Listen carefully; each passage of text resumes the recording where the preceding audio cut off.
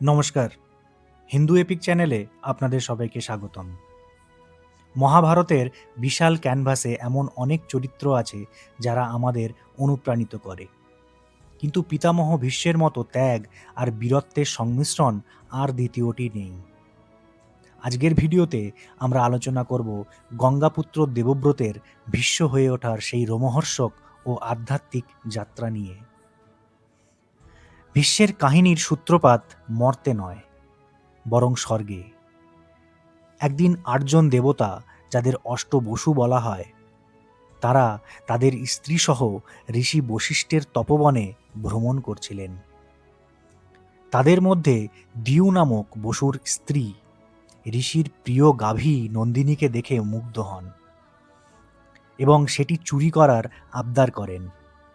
স্ত্রীর অনুরোধে দিউ ও বাকি ৭ বসু মিলে নন্দিনীকে চুরি করেন। ক্রুদ্ধ বশিষ্ঠ ঋষি তাদের অভিশাপ দেন যে তাদের মর্তে মানব রূপে জন্মগ্রহণ করতে হবে।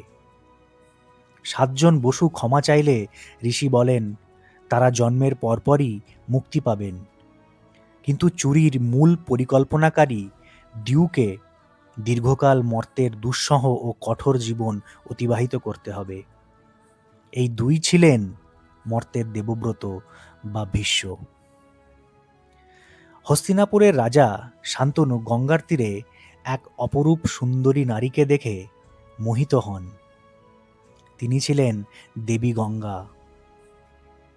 শান্তনু দেবী গঙ্গাকে স্ত্রী হওয়ার জন্য প্রার্থনা করেন। গঙ্গা রাজা শান্তনুকে বিবাহের একটি শর্ত দেন। তিনি বলেন, আমি যাই করি না কেন আপনি কোনো প্রশ্ন করতে পারবেন না। যেদিন বাধা দেবেন আমি চিরতরে চলে যাব। শান্তনু রাজি হলেন। গঙ্গার গর্ভে একে একে ৭টি সন্তান জন্ম নিল। কিন্তু আশ্চর্যের বিষয়, গঙ্গা প্রতিটি সন্তানকে জন্মের পর নদীতে ভাসিয়ে দিতেন। তারা আসলে ৭ বসু, যারা দ্রুত মুক্তি পেলেন। অষ্টম সন্তানের সময় শান্তনু আর সইতে পারলেন না। তিনি গঙ্গাকে বাধা দিলেন। গঙ্গা তখন নিজের পরিচয় দিলেন এবং অষ্টম সন্তানকে অর্থাৎ দেবব্রতকে নিজের সাথে নিয়ে চলে গেলেন, তাকে উপযুক্ত শিক্ষা দেওয়ার জন্য। কয়েক বছর পর অস্ত্রবিদ্যা ও রাজনীতিতে পারদর্শী দেবব্রতকে শান্তনুর কাছে ফিরিয়ে আনলেন। শান্তনু পরে ধীবর কন্যা অর্থাৎ মৎস্যজীবীর কন্যা সত্যবতীর প্রেমে পড়েন। কিন্তু সত্যবতীর পিতা শর্ত দেন যে সত্যবতীর গর্ভজাত সন্তানই হস্তিনাপুরের রাজা হবে। পিতার সুখের জন্য দেবব্রত অর্থাৎ ভীষ্ম ২টি কঠিন প্রতিজ্ঞা করে ফেলেন।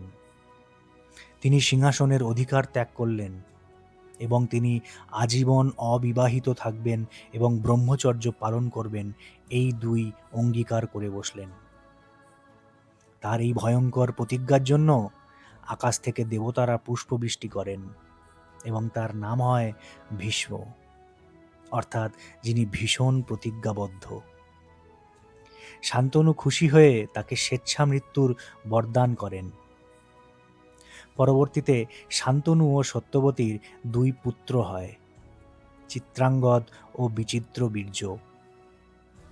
বিচিত্রবীর্যের বিবাহের জন্য ভীষ্ম কাশীরাজের ৩ কন্যাকে জয় করে আনেন। জ্যেষ্ঠা কন্যা অম্বা শাল্ব রাজাকে ভালোবাসতেন বলে ভীষ্ম তাকে ছেড়ে দেন, কিন্তু শাল্ব তাকে গ্রহণ করেননি এবং ভীষ্মও প্রতিজ্ঞার কারণে তাকে বিয়ে করতে পারেননি। অপমানে জর্জরিত অম্বা ভীষ্মের বিনাশের জন্য মহাদেবের তপস্যা করেন।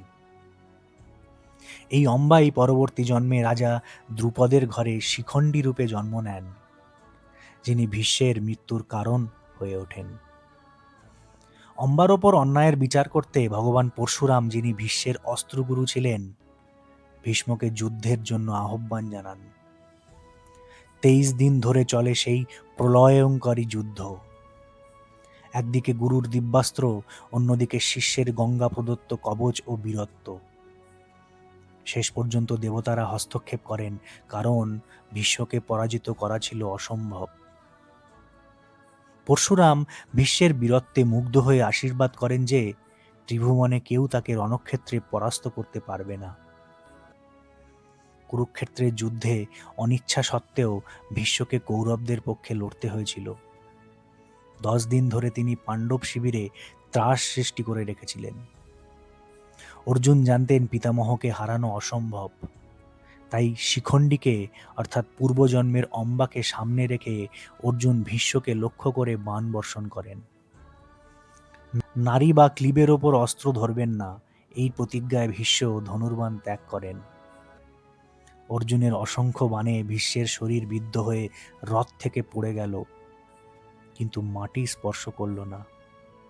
তিনি শরশয্যায় শুয়ে রইলেন। যেহেতু তিনি ইচ্ছা মৃত্যুর বর পেয়েছিলেন, তাই তিনি সূর্যের উত্তরায়ণের পুণ্য লগ্নের জন্য অপেক্ষা করতে লাগলেন। শরশয্যায় শায়িত অবস্থায় ভীষ্ম পাণ্ডবদের রাজধর্ম ও মোক্ষ ধর্মের শিক্ষা দেন। সেখানেই তিনি শ্রীকৃষ্ণের উপস্থিতিতে ভগবান, যা আজ বিষ্ণু সহস্র নাম নামে পরিচিত। সূর্যের উত্তরায়ণ শুরু হলে পিতামহ ভীষ্ম যোগ বলে নিজের প্রাণ ত্যাগ করেন। ভীষ্মের জীবন আমাদের শেখায় প্রতিজ্ঞা রক্ষা করা মহান গুণ, কিন্তু কখনো কখনো অন্ধ প্রতিজ্ঞা ধর্মের পথে অন্তরায় হয়ে দাঁড়াতে পারে। তবুও তার বীরত্ব এবং পিতার প্রতি ভক্তি তাকে ভারতীয় ইতিহাসের এক মহামানব হিসেবে অমর করে রেখেছে। তো বন্ধুরা, এই ছিল আমাদের ভীষ্মের জন্ম বৃত্তান্ত। ভিডিওটি ভালো লেগে থাকলে লাইক, কমেন্ট ও শেয়ার করে অন্যকে জানার সুযোগ করে দেবেন, এবং চ্যানেলে নতুন হলে সাবস্ক্রাইব করবেন। দেখা হবে পরের ভিডিওতে। ধন্যবাদ।